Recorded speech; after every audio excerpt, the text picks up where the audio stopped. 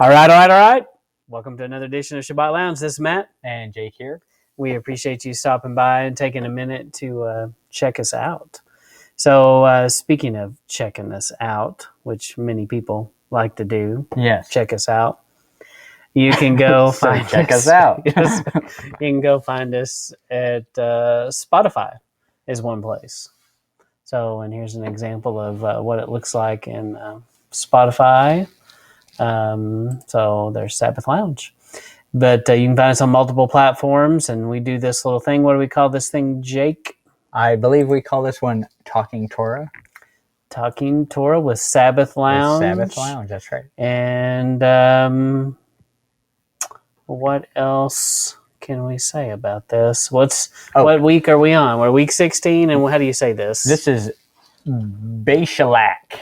Beshalach. Which Jake wondered if this is the origin of shellacking. Right, because it's a nice waterproofing agent to preservation method, right?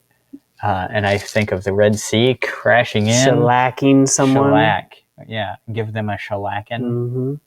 Yeah. That'll help you remember this. So. Well, it'll confuse you. Yes. So anyway, where do we find this, Matt? Exodus 13:17 through 17:16. What does Beshalach mean for real though? When he sent. When he sent. Oh, when he sent. So that's what we're going to talk about, and we kind of touch base a little bit of last week.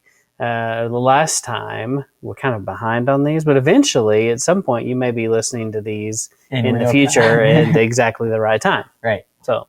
Hopefully. That's the beauty of the Torah portions. Mm-hmm. Mm-hmm. Yep. So we're just trying to hit the highlights. This is high end, hit the main points of something that, we try to throw in stuff that not everyone is talking about. So, so hopefully you get a little bit of benefit from coming to our channel. And bottom line, we hope that you go and read it for yourself. Yes. So maybe this, will prompt you to do that. Maybe, think about some things you hadn't thought about. But you should be stimulated. It's a stimulant, you see. A stimulant for your mind. Right. All right. So anyway, just an interesting point to catch us up to this week's Torah portion is that at the end of last week's Torah portion, it talks about an interesting subject, this idea that unleavened bread was a sign on your hand and frontlets on your eyes, between your eyes. And so what does that sound like to you, Matt? Well, part of it sounds like the scripture in Deuteronomy 6 about tie them on your, it mentions the frontlets and the sign and the commandments, right. And there's definitely a connection between the what it's asking you to tie on you and the word, right. And bread, and Yeshua being the bread of life. A lot of connections here, actually, to lots of things. Yeah, and it's funny because you just read over it, but this frontlet to your eyes and on your hand, sign on your hand. Usually we think mark of the beast, right? Sign on your hand and then your forehead. Frontlet between your eyes to me is like your forehead. Yeah, but don't you think maybe between your eyes is what you think? Yes. And your hand what you do? Yeah. And be careful, little forehead, what you think. That's right. And thinking and doing is pretty big deal. Yeah. So some people it's to be guarded.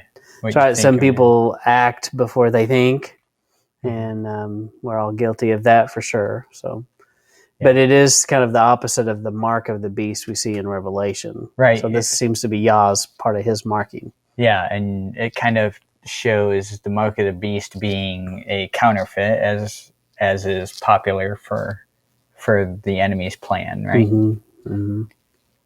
And we do believe by doing these things in the end time judgment kind of thing, that this sign and mark will protect you and keep you from the enemy. Right. I don't think you have to worry about the mark of the beast if you have the mark of the Father. Right. So unless you, like a fool, decided to trade it. But Right. that would be really dumb. That would be dumb. And then we're going to look at Exodus 14:2. And this is an interesting topic. Recently, we had the privilege of talking to Andy and Stacy Sears, who have done a good presentation about the almond tree.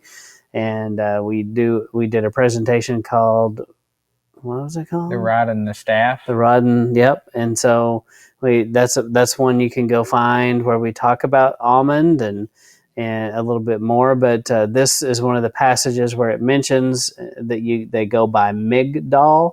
Right. And you start looking up this word, and so what does this concept of Migdal mean? Right. So when you look at the Hebrew there, it's talking about a tower. It's actually like origins based in Egyptian, but when I think of a tower, the purpose of the tower is to look out and see what's coming, right? Especially this being a military type tower.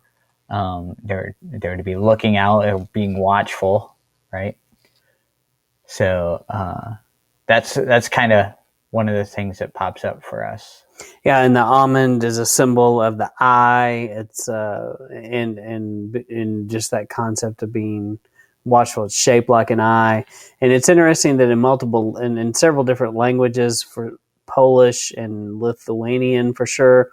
If you look up the word for almond, you're going to see a derivative Migdal, right? Which is kind of interesting. So it kind of makes you think there is more to this original word and connected to almonds. Yeah. And so they go by this camp being watchful. Right. And Andy and Stacy, their site is the Righteous Branch. Mm-hmm. Righteous Branch. That's a righteous branch, dude. Yeah. Righteous. So dude. Can I close that? Mm-hmm. I think so. Yes. All right. So onward and upward. So the next thing. So we just kind of have a repeat there. So, and then Exodus 14:20. Oh yeah. What were you saying about the pillar and the cloud? So yeah, it's interesting verbiage here. How it talks about you have the Egyptians coming behind the Israelites, and the Israelites are camped out, and the pillar of cloud goes in behind the Israelites to block them from the Egyptians. And it says that it brought darkness to the Egyptians, but it brings light to the Israelites. And so that made me think of the plague of darkness that is, or the plouge, as we have here. I was thinking, wait a minute, that looks funny. So the plouge of darkness in Egypt was interesting because I got to thinking about that this year, where I hadn't before, that in Goshen, they didn't get this plague of darkness. So you have this center of light amongst all this darkness, yet the people in the darkness can't see that light. And it's just a strange concept. Mm-hmm. Hard to understand how that works. Yeah. And one of the thoughts that my wife and I had on it was that maybe this plague of darkness that they could feel, it says, right, was a blindness, or maybe there's it's the idea of their light being under a bushel basket kind of a situation. So I just think that's interesting, the way that plays out. Yeah. How he can be both bring darkness to some and light to others, right? It's him that removes the scales from people's eyes. So there's this kind of concept of being able to see what Yahweh allows you to. Yeah. No, that's good. And then Exodus 14:28, all the host of Pharaoh. So, we've often wondered, we often have heard that Pharaoh died in the sea. Mm-hmm. But what do you think, Jake, after looking at this? Is there a possibility that we don't know? Well, I think it's interesting in this, usually when this question comes up, this is the verse you go to, and it says, all the host of Pharaoh went into the sea, and the sea came in, and not one of them was left. Now, you could look at it like Pharaoh was part of that host, or you could look at it like, which would imply that he died, or you could look at it like he stood aside as his host, right? His armies went after the Israelites, and then they all died, and all the ones that went into the sea died. So you could read it either way, but I think there's a little hint that we'll get to in a couple slides that will kind of give us some clarity, I think. Yep. And then we also looked at Pharaoh in Romans 9, a pot for special use. This is a scripture that Jake likes to quote, and for good reason. And so I guess I'll read it. So in 17, for the scripture saith unto Pharaoh, even for this same purpose I've raised thee, that I might show my power in thee, and that my name might be declared throughout all the earth. Therefore hath he mercy on whom he will have mercy, and whom he will harden. Thou shalt say unto me, who doth he find fault? For who has resisted his will? Nay, but, O man, who art thou repliest against Yahuwah? Shall the thing formed say to him that formed it, hast thou made me thus? Yeah, so, go ahead. Hath Keep not going. the potter power over the clay of the same lump to make one vessel into honor and another into dishonor? What if Yahuwah, willing to show his wrath and to make his power known, ended with much long suffering the vessel of wrath fitted for destruction, and that he might make known the riches of his glory and the vessel of mercy which he had before prepared unto glory? Yeah. So the whole point here is, it's talking about Pharaoh was created for a special purpose, and we see in this Torah portion that special purpose was to bring glory to the name of Yahweh. And so he hardens Pharaoh's heart as part of his, this is what his special purpose was to, and he even tells Moses before he leaves Midian that that's what he's going to do. Mm-hmm. And so he hardens Pharaoh's heart and is used as that special pot to glorify his name and show his power. Mm-hmm. And then after you're that pot for special use, I don't think there's anything saying he can't put you in okay, I'm done with that special pot for special use, put him in the common pot side of things. And now he's in the free will zone, if you will, kind of situation. Mm-hmm. And I think Pharaoh had free will the whole time, and he just gives him the strength and supports his inclinations, just like with the scripture where it says he'll eventually turn people over to their own indulgences. Yeah. He just turned Pharaoh over to what he was already prone to, and Pharaoh just, did exactly like he thought he would. Yeah. But yeah, no, it's an interesting scripture, and if you've never studied that, looked at it, it's pretty hard to argue. It just plainly says, that this concept exists. Yeah, it's the idea of Yahweh's sovereignty. Mm-hmm. Yeah. It says, what can the clay can't argue about how it's made. It just the maker made it the way he wanted to, shaped it to his good pleasure, basically, and predestined.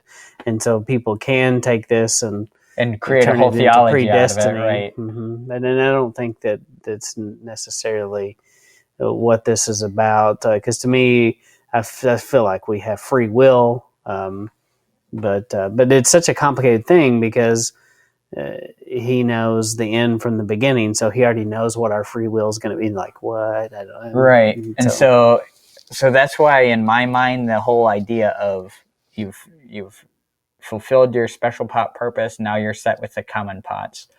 That makes so much sense in my mind anyway, because it still allows you to have, it's still up to you to make the choice to follow him or not, even though he's still directed your path to do certain things for his purposes. Yeah, no, that makes sense. And then there's a song in Exodus 15:19. Jake, would you sing the song? I will not sing the song, but this is, they get across the Red Sea, and now Moses just on the spot starts making up this song, and they're celebrating the fact that they made it through. And this is where... So is Moses a singer-songwriter? One of the he first is. singer-songwriters? He is a fantastic singer-songwriter. You think it was folk music? Sorry. He probably had a jug and some spoons. Yeah. And maybe slapped his thigh a little or something. Yeah, exactly. So he says, "For the host of Pharaoh went in with his chariots and with his horsemen into the sea." So you have to go a whole nother chapter before you get the real answer to that. And to me, here it sounds like Moses is saying that Pharaoh was in the sea with his chariots and his horsemen, and so he perished in the sea. Which would imply certain death. Yes. And, I would say most people do believe that and do think that, but it is interesting. It doesn't specifically say, and Pharaoh died right here. Yeah. Because it definitely was, he was a big part of the story. Yeah. So anyway, and then there's this thing with the bitter water. So have you ever tasted bitter water, by the way? Describe bitter water. I don't know. I tasted vinegar, which I like. Yeah, that's weird. But as far as just bitter water, I don't know. Also, it just shows how good we have it today. It's not like back in the Oregon Trail days when you could die of dysentery all the time and drink that. You can die of it all the time. Repeatedly. And from cholera as well, and wild eagle attacks. But we don't even have much of a concept of bitter water here. We don't have many instances where we're drinking our water out of the same water where the dead cow is. That'd probably be bitter water. Maybe. Yeah. Maybe tangy. Maybe a little tang. Yeah. Mm-hmm. So what are we thinking about why the water is bitter? Well, we talked about how the people that come out of Egypt are kind of bitter. They just don't quite get it. They're complaining. They want to go back where there were leeks and cucumbers, and there was abundant food apparently in Egypt, and they don't think there's abundant food out in the desert. And you also get this concept of there's no coincidence that you've got lots of water here. You've got the Red Sea crossing, which happened, just right before. And then now the water and this, the letter or word for water is meme. And, it's just kind of interesting that, maybe the water represents the spiritual condition of where the people are and what's coming from their heart kind of thing. And so what do you think about the tree? He solves the problem by throwing a tree in the water, and then it's just like, all better. Yeah, well, it must have been a very sweet tasting tree, right? And here we have almond ? Because the almond tree is a very, underrated tree in Scripture. It doesn't really get noticed as much as it's actually in there. It's just all over the place when you start looking. And then we learned that almonds could be bitter or sweet. Yeah. And what does Yeshua say about how can it be made? I'm thinking about salt. If salt loses its saltiness, how can it be made salty again? But I was thinking there was something about bitter, but maybe not. He talks about how can a well produce both? Yes, both sweet or bitter. Sweet and bitter water, some such like that. Yeah. And although this was a reference of not a well, but a body of water that did. Yeah. So, but a miraculous intervention happened. Yeah. So, and we also discussed the idea of if this is actually talking about, the spirit of the people, and they have this bitter spirit, this sinful spirit, then it takes this, a tree being thrown in there, like Yeshua was hung on a tree to cleanse that spirit of bitterness and make it a sweet savor to Yahweh kind of situation. So there is there's some tie-ins there. Well, and definitely a tie-in to the cup of bitter waters, and that Yeshua basically took the curse of the adulterous woman and the bitter waters upon himself. So, and he makes it sweet. Yeah. So, and they offer him the bitter sponge thing on a stick. Yeah, and like we say, we don't claim to know all the answers here, but just some kind of thoughts we had as we went through that. And then you also have a connection possibly between Revelation. We won't read this whole thing, but go read Revelation 8:7-11, and you're going to see about wormwood, and the water became wormwood, right? And they were made bitter. Yep. Matt, what's the difference between being bitter and being better? I don't know. I am the difference. Very good. Wow, that was deep. I knew a guy that would say that all the time. Mm-hmm. That's good. That's pretty interesting. That's good. So then we get into, they start talking about Sabbath keeping, and this is before Mount Sinai, right? This is like the first commandment he's giving them is Sabbath keeping. And then he mentions how if you do, and he doesn't tell them what all his commands are going to be. He just says, if you keep all my commands, you will basically stave off the plagues of Egypt, the sicknesses from Egypt. So one question I have about that is, if we now return to keeping the commands, why do we see sickness still? Well, I mean, that's a good question for sure. Why is there sickness in the camp? I have a theory. Okay. So my theory is they were offered this, keep the commands, and you won't have the sicknesses and plagues of Egypt. Mm-hmm. But they didn't do that. Mm-hmm. Ipso facto, now we have the plagues. Even though we return to keeping the commands, we've already screwed this up for ourselves. Mm-hmm. So that's kind of how I look at it. Yeah. But I don't know if there's a better explanation out there. Not something I've really tracked down. It's just something I've thought about. It's like you've released the doomsday device, and there is no turning it back. Yeah. And it's now it's going. Yeah. Now that's definitely interesting, and no coincidence that we're seeing diseases around the world. One particular one, you kind of have to look at that and go, yeah, that's part of the consequence probably for not following Torah. And unfortunately, I feel like we know we're going to see worse. Yeah. And could this be part of the birth pains? Yeah. And they're going to be more frequently and more severe. Yeah. So definitely some things to think about, and more reasons to consider keeping the Sabbath if you don't. So study those things out. See what you think. Yep. See where it takes you. And then you have the whole thing about Moses raising his hands. The one night with my family, my youngest son's like, "Oh, I can do that a long time." So we were eating, and so we started a timer, and of course, it doesn't take long. And in the course of the evening, everyone forgets that this is happening. And but one person in the room, my wife, paid attention to how long it happened, and he could do it like 15 minutes, and he was done. He just put his arms down. He should have sat on a rock. I guess so, yeah.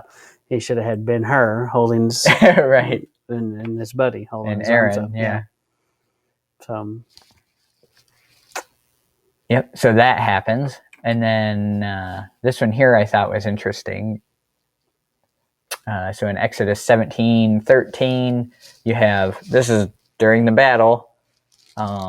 It says Joshua, which we know is Yeshua.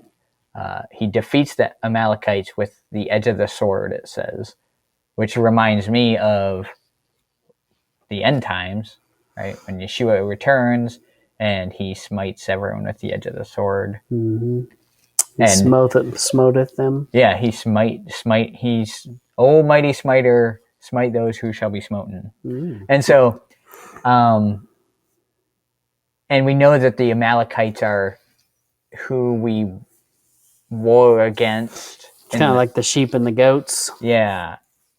It's this, it's our common enemy throughout the ages, right? The Amalekites. And Yahweh, Yeshua, returns and puts an end to that with the edge of the sword. And we see it even with Saul. Saul showed them mercy, and then because he shows that king mercy, later on you get a descendant from him called Haman, who definitely was anti-Semitic and hated the Jewish people, and we kind of see that still continuing today. There's groups of people and that still do that. Hitler would be one, and really be a long list of many. Right. Haman was the Hitler of the day. Mm-hmm. Yeah, and the tables got turned on him. So if for this week, some of you may have done Purim or celebrated it on some level. That's one of those holidays. It's not officially listed in Leviticus and commanded necessarily to do, but we know that our forefathers did. Yeah, and and we know they didn't do it as a Jewish Halloween. No. It was not like Eyes Wide Shut or anything crazy like that. I think that's the Stanley Kubrick movie where Nicole Kidman and they do lots of weird craziness.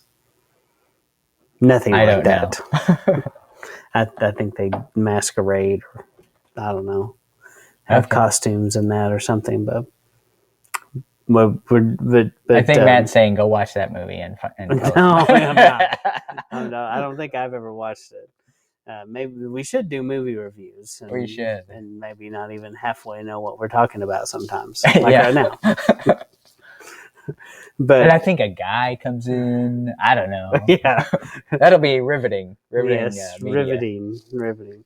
But go study what Purim is. If you've never checked that out, and consider it, and definitely look at the biblical roots of it and not what tradition tells you. But anyway, so that kind of wraps up week 16 when he sent, Exodus 13:17. So tell us the name of it again. Beshalach. Beshalach. So go forth and Beshalach, y'all. Beshalach. Peace out.